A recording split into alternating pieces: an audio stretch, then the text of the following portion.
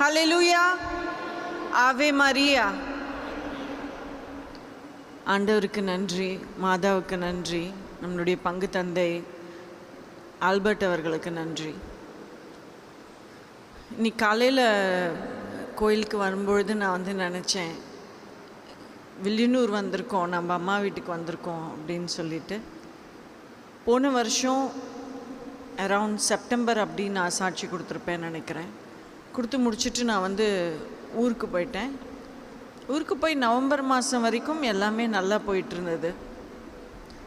December மாதம் ஆகும்பொழுது என்னுடைய கணவர் பரத்துக்கு ஒரு மிஸ்டீரியஸான ஒரு கால் வலி ஆரம்பித்தது.